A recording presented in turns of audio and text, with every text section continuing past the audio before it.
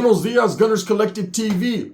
Back at it? You already know. Like a motherfucking smack addict. Bye up, bye up. And in Menudo style in direct fashion, we're going to get straight into the content of the day. But before we do, let's hit that like and subscribe button. Bing! Put your notification bell on all so that way you're directed in the direction of the dope content I am kicking. And I highly appreciate all the support, man. We're going up on this channel, and it's all because of you.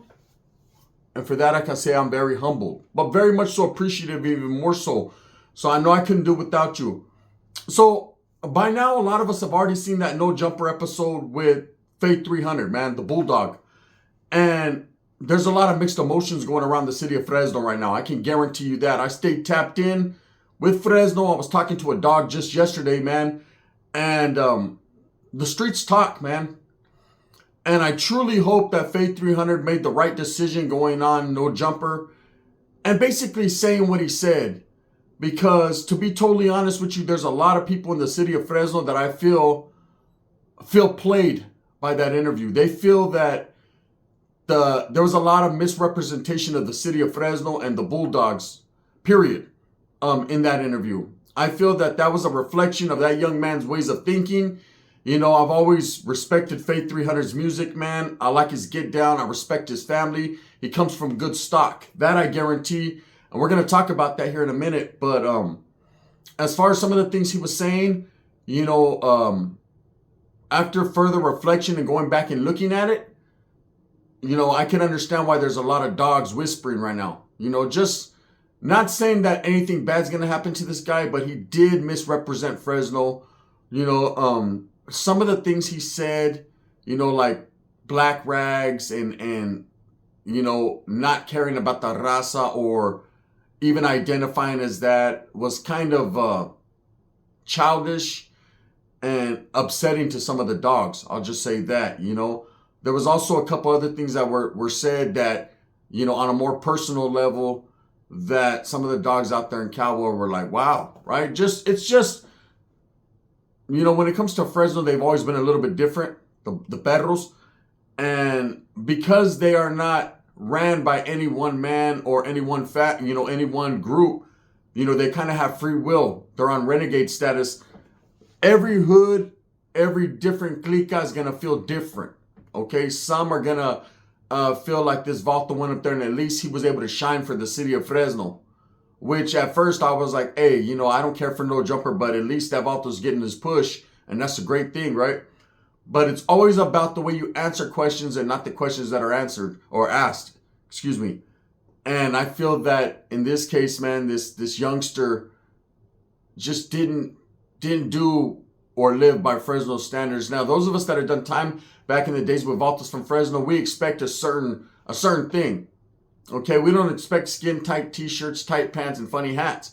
We expect, you know, old school F-14 mentality, Bulldogs, Fresno State shirts, things of that nature. But I understand that, you know, times have changed and mentalities are different and life must go on, right? But Fresno's old school, man. Always has been, always will be for the most part. And if Adam was going to bring someone on there and talk about rap music, that's cool. But if you're going to talk about the history of the Bulldogs and street life and gangs, then you definitely picked the wrong one, man. Because I don't believe FAY3HUNNITS is about that life. I believe he's with the program and the shenanigans, but he's not about that old school life. So that's just what it is. Anyways, I wanted to tell you guys a little bit about his father. For those of you that don't know, man, his father has a, you know, plays an intricate, how am I going to say it? An intricate. Excuse me, it's early in the morning. And I haven't did videos for a few days, man, because, I had a wild weekend. There was 6 of them in the mix of them. And, wait, she knows, and they all know. So, he plays a very intricate part into the history of East South Fresno, you know, College Street, the Bulldogs. Now, I did time with this guy in Southern California as kids, right, in Nellis, Fred C. Nellis. And Shorty, boy, was there right before I got there. So, when I pulled up on the bus, you know, there was 10 of us, 10 Norteños, Bulldogs included. This was pre-Bulldog Norteño split. Bulldogs were still representing Norte. And we pulled up and there was one Bulldog on that bus with us, Diller from the east side, Diller from Fresno. He was in on a murder case, man. I'm not too sure, something about beating someone up with a rock or something. But he pulled up, and I remember Diller was sitting right next to me on the bus. And in fact, I'll never forget when we passed Bakersfield, I looked over to Diller and I was like, hey, bro, are you ready? Because to be honest with you, I wasn't. But I was putting on that front like I was. I was scared than a motherfucker. But you got to put on that front, you know? And he was like, man. And it got real. Once we passed Bakersfield to a Norteño, that's when it starts to get real. That's when you got to keep your shit on swivel. Because now you're out of Northern or Central California, and now you're considered going down south.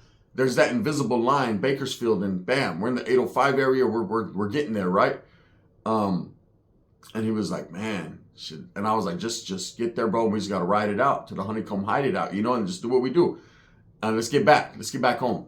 So if we got to body someone and whatever we got to do, man, we're young kids. We're talking that high power shit, but really inside, we got the Bubba guts. Bubba guts. Motherfuckers like, nah, hell nah. Got the Wes Watson guts, huh? Minus the hand and 4 fingers. So anyways, we get there, right? And there's another homeboys from Fresno. I've told that story before. But anyways, when we get to the Compa Cleveland, there was a bus ahead of us. They had already sent Norteños, right? And there were several Bulldogs there. Shorty boy, the College Street, which happens to be FAY3HUNNITS' dad, was there. And I remember he was a little short guy, man, with the shenanigans. He had a Bulldog on his hand, and he ended up getting 1 dot right here, 4 dots right here. Very quiet individual, very seasoned. He had been in other youth authorities. A little bit of a chip on FAY3HUNNITS' dad's shoulders, but a cool-ass, solid homie. With the shenanigans, with all the programs, right? Ready for whatever. And then there was Joey Boy from the east side, who that motherfucker right there thought his shit didn't stink. Or even if it did stink, it stunk better than yours, right? Oh, my narcissist ass Joey Boy, right? But he was there. And I remember he used to wear his pants up to his nipples. If a Southsider wore his pants high, Joey tried to pull them up higher. He just was on some super Bulldog shit. Then, of course, K9 from Pleasant Street, Porky from the east side, several others, Weasel from the west side, Chandler boys. And we all kicked it together. We were all homies, right? So, I can say this about Shorty, man. They moved us all around, okay? And we were in and out of the caja. Now, the caja was the box. It was the hole. It was called the box, the caja. And it wasn't nothing to see a gang of homies in there in and out constantly because we were fighting all the time. You got to remember they moved the Norteños to different compas, and every compa we went to, you would chunk them with dudes inside your building, and then you would go to the school area and chunk them, and sometimes people would get rushed on the way to Chow and the way to church and just different places, man. There was some Southsiders that had Norteños on site because they didn't have them on their compa, so as soon as they seen them, they would rush. There was some that did have them on their compa, but they were tripping off the ones that weren't. And then there was Norteños that were like, fuck it, trying to catch a body to get back. So they were rushing. I mean, it was a lot of chaos. Not only that, you also had a lot of Southsiders and blacks going at it. Then, of course, you had the blacks, CX ideas back in the Norteño. It was just chaos in the youth authority. It was crazy. It was a battleground. It was a lot of fighting going on, right? Not necessarily stabbings up to that point. A few scrapes and cuts, but mostly people getting stomped out, people getting jumped on, and riots, little melees. It was happening. So, I will say this, FAY3HUNNITS' dad comes from a different era. He was an F-14 Bulldog. Now, let me give you a grip and a grasp and a history lesson on the difference between the F-14 Bulldogs and the Bulldogs of now, okay? The Bulldogs now are not F-14ers. They've distinguished themselves from that 14 number. They've kind of let that go, right? They're not F-14ers. They're not Fresno 14ers. Now, the 14 was, of course, one of the biggest cars, if not the biggest car, in the Norte movement for a long time. And there's a lot of different stories on why the Bulldogs broke off. But the fact of the matter is it was over money. Jealousy and money and envy. And that's the truth. Okay, because the F-14ers were located in the Central Valley, and they had more action at bringing shit in to prisons, drugs, whatever. They were being pressed upon, to do more and get less. And a lot of these Bulldogs started to whisper.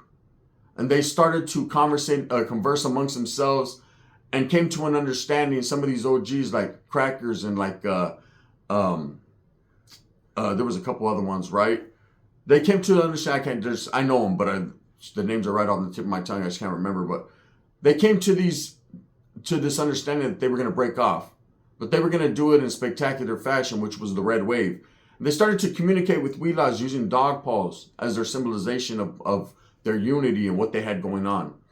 And they did that. They laid the foundation down for their history, and they broke off. And they've been going through what they go through in the CDC for years now, whether it be segregated, going on yards, functioning with Southerners or functioning with Northerners. It's different every place you go. I know in the feds, there are some places where the dogs will function with Southerners, and then there are some places they'll function with Northerners. I got pictures of some of my homeboys that I know personally with Bulldogs on a yard in the feds, you know. So it's just different, you know. To say that they fuck with one group or another, at the end of the day, like I said, dogs have free will. They do what they want. But the F-14ers were they had a whole different mentality. You know, coming from a Norteño stock, they carry themselves like that. You know, they knew about being the underdog. They knew about being, having to stand on your 10 toes, having to represent your paño and doing your thing. And they did. They did, man. And I've always respected that. Because like I said, this was my carro when I was in the youth authority, the 209. Fresno used to be 209. So all the guys from 209 from Merced on back. Stockton always did their own thing. But Madera, Merced, we all kicked it, even Modesto. It was all love, right? So when Shorty was there, we were all going to the hole, okay? And I have zero bad to say about him. But he was involved and did do one of the fucking craziest pegadas I've ever seen in YA history. You know, up until that point, there was not really, and I mean, there was a couple stabbings. I remember I got into it with Johnny Boy from Pomona 12th Street Sharks. I didn't get into it with them on a personal level. We were just in a melee. And I remember there was a little pico hanging out of my under my arm after the riot. And Soldier Boy from 6th Street Stockton pulled it out. And I didn't even know I was stabbed. He was like, oh shit, you got a knife hanging out of you. And it was just dangling. I still got a little scar right here. It's a little dot, right? And it was hanging out, and he threw it. And he was like, that fucking dude, Johnny Boy hit you. And I was like, oh, cool. All right. It wasn't to the point where I was like, oh, I'm dying. But then I started to feel it. You know, after you know you're hurt, then it hurts. And I ended up catching up with him and Carl Holton. I've told that story. And Raccoon Guy is what we called him for a little while. But shout out to Johnny Boy, man, and especially a big shout out to the homeboy Negro, the Pomona 12th Street. Them dudes were with the shit. But there wasn't really too many stabbings, right? So I'm in the hole, the caja. And this is about, I would say, late 92, early 93. I think it was early 93. This is when the Bulldogs now had already let the Norteños know that they were going their own way, okay? It had started to happen in prison already, but now the Huilas were finally getting to the youth authority, and it just hit like that. I remember it was just like, one day we were kicking it, busting the spread, the next day we weren't. Okay, that's how it happened. And a dude named Bubba from the north side had pulled up. Big bulldog, right? And he didn't pull up on no Norteño love shit. He pulled up on Bulldogs were his hand thing. He was going to let him know. He was the voice of his people. Okay, not necessarily a shot caller, but because of his size, his season, he was seasoned. They listened to him. They, looked to him for advice or whatever. And I remember Danny Boy from the east side was also a big voice for the Bulldogs. He had been in OH Close, and Danny Boy, Dreamer from Corcoran Bulldogs, who wasn't a Bulldog at that time. He was still just a Norteño from Barrio Perry Heights. But later on, he did become a Bulldog. Them two guys, Smiley from Spooky from Sala, Smiley from Hanford, they had all rolled up and they had got off on the way to Chow immediately. On some Southerners, they had rushed, and then they took these dudes and sent them back, or they sent at least Danny Boy and a couple other dudes back to OH Close from where they came, or Preston, I'm not sure. But anyways, so we're all in the hole, man, and there's a lot of Bulldogs in the hole. And it seemed like what administration was doing was every time dogs would get off, the administration caught wind, the superintendent, which is basically like the youth authority's version of the warden, right? They had caught wind that the Bulldogs were breaking off and it was about to get ugly. Because up until that point, it hadn't gotten ugly yet with North and Bulldogs. It was more so just whispers, like, what's going on? Damn, they're not homies no more. How the fuck's that happen? There was a lot of Bulldogs that were shocked about it. They had 14s on them and whatever, right? And they were kind of tripping. But anyways, Bubba went out there preaching that. Hey, we're dogs. He took a huila. And so because we were getting involved in so many melees at the time in the school area, on our compas, there would always be a lot of Northerners and a lot of Bulldogs in the oil. So I remember all in the caja. We were deep. There was about 25, maybe 30 of us in the oil. We had gone into some school area shit, right? And there was a Viper was there from Fresno, and Lil Dealer, and Porky, and Danny Boy, and Bubba, Shorty, FAY3HUNNITS' dad, Joey Boy, and K9. And what happened was, we had came from the compa, or I was in there. This was after we had a riot on Kennedy, right, with the Southsiders. And at this time, Dreamer, Corcoran, him and Puerco from San Jose, they had both caught, not necessarily a case, but they caught a little Taft term, right? Now, Taft was like going to the shoe. Okay, there was 2 shoes in Nellis. There was Nixon, where they sent all the Southsiders, didn't really send Northerners. It was a compa way out in the back connected to Carter, which was a chiruju and fucking sex offender compa. They were separated, but they looked like a 270 design, the way the buildings were, right? And one building, Carter, was for the weirdos, and the other building, Nixon, was like a southern shoe. They sent all the Southsiders up there. Now, Taft is where they decided to send Northerners, Bulldogs, and Southsiders. And it was just an extension off of the caja, right? It was like an L shape. This side being the caja, that side being Taft. So administration had caught wind. So what they were doing was any little incident that the dogs were in, they would give them a Taft program and send them over there. So it started to become Bulldog heavy. It seemed like a spot where all the dogs were, right? They were deep. And it got to a point where a dog would get there and a wheel out, on the main line, and a wheel out would go out to him like, hey, get off so you can come back here with the homies, like that. And we knew about it. So we had to be on alert that if the dogs got there and they wanted to trip, we had to get off, because they'll get off on you. Fact, Southerners were on that point too. Like, everybody was watching the Bulldogs. Because the Bulldogs were with the business, man. No doubt. So we had gotten in a melee in Kennedy, on Kennedy Hall, and we'd come in there. And it was about 4 or 5 months after that, in and out of the hole. The Bulldogs are now established. Everyone knows the Bulldogs are now not functioning with Norteños. They still would talk and be cool to some points, but not really. Well, there was a guy named Dopey there from the east side. And Dopey had pulled up, and he was seasoned a little bit. He had come from, I believe, Preston or OH. And I liked Dopey. I used to talk to him. He was, in the hole all the time. And to be honest with you, I never even remember seeing Dopey on the main line, because he would get off so fast. So he was a well-known dog. He was, I figured he was another one that would just come in. And I remember later on in the line, LT Dog. I hated LT Dog, right? But LT Dog came, and a few other ones. But this guy, he was cool with the Norteños because he was an F-14er. So I remember we were all in the hole, and my homeboy Puerco had got Lowrider magazine sent to him.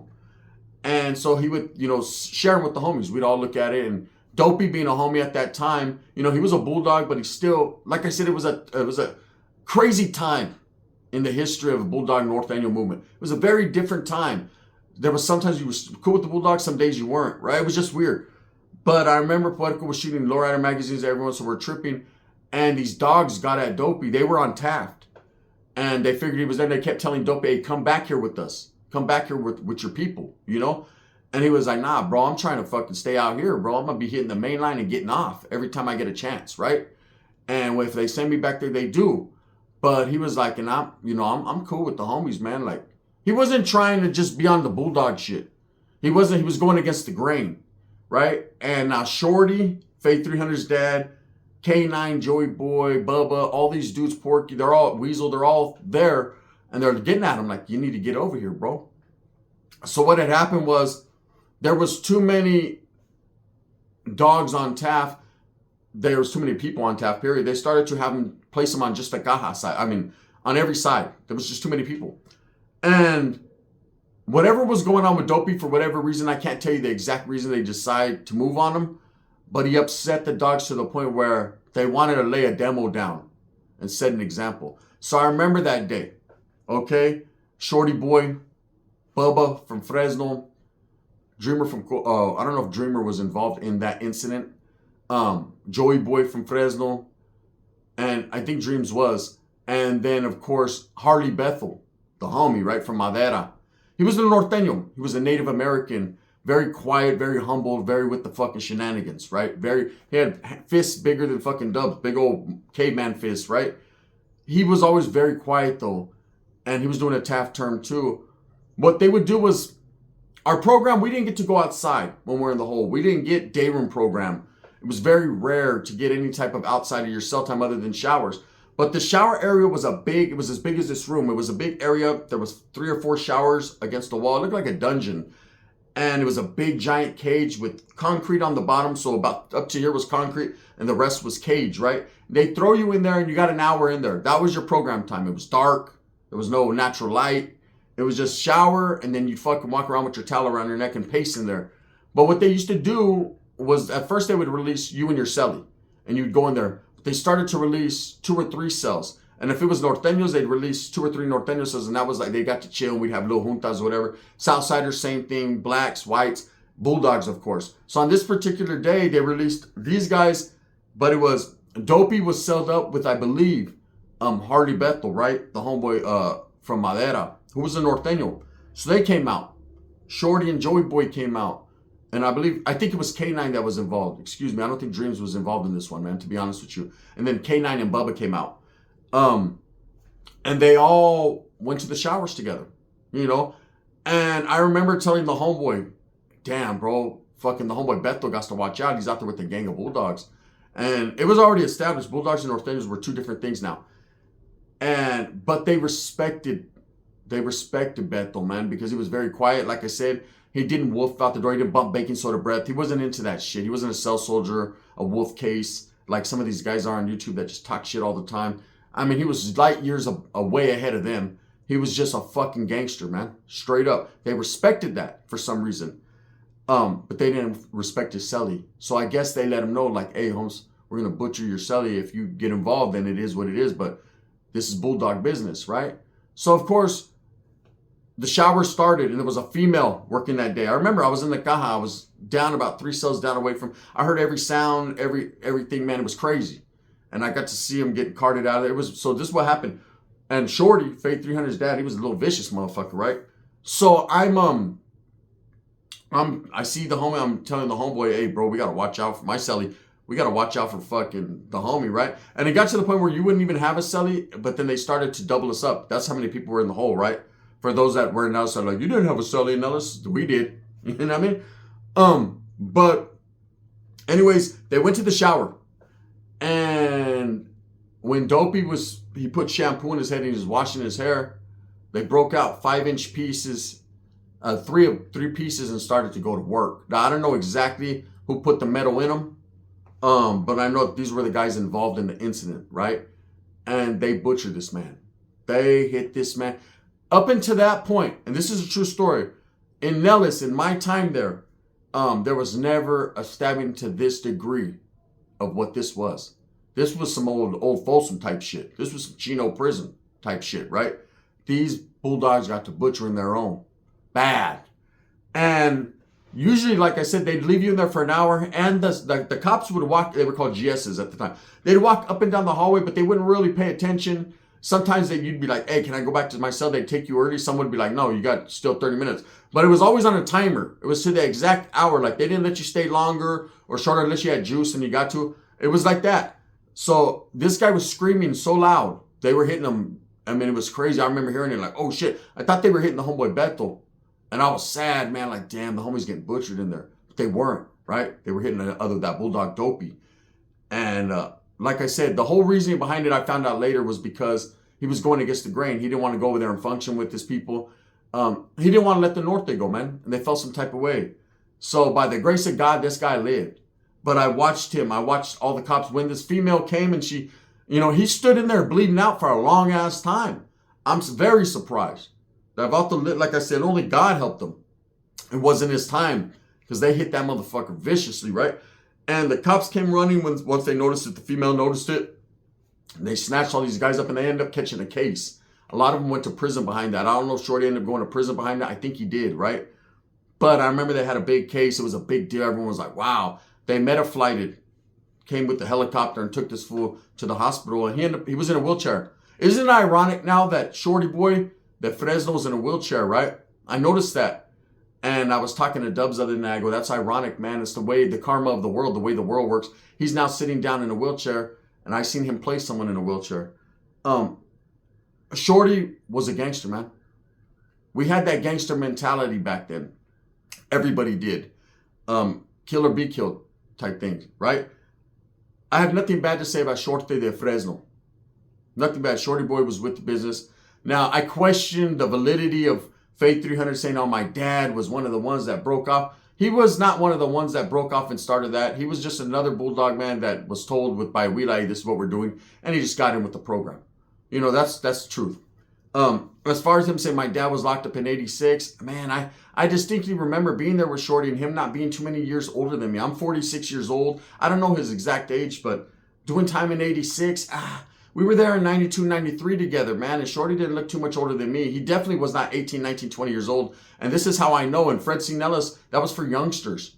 You had to be 12, 13, 14 years old. You could stay there if you were to like 20, all the way up to 24, but you had to have already been there for a long time. They wouldn't send Shorty on a busload of norteños there as being an 18, 19, 20-year-old. Just wasn't going to happen. They weren't doing that. You had to be a youngster. So I kind of questioned that. There was a few little things I was like, but again, man, it just is what it is. I'm here to tell you, man, the Bulldogs with the business. Shorty was. Nothing bad to say about him. And that's a true story, man. That was one of the most vicious pegadas I've ever seen in my life. With that being said, I'm dropping bangers, man. I'm sorry I didn't drop nothing this weekend. I was tired. They wore me out. I was chilling with a bunch of homegirls on Friday night, and woo, I'm too old for this shit. You know what I'm saying? You ready for this weekend? Party time! And I'm just kidding. Thumbs up or thumbs down. Heavy's going to be the head that wears the crown. I'm going to continue to strive and struggle for what I truly believe in, and that's the betterment of all people. Super Norteño going on Collective Clips, Super Wood, all kinds of shit today. Tap in, man. I appreciate you. Bang, bang.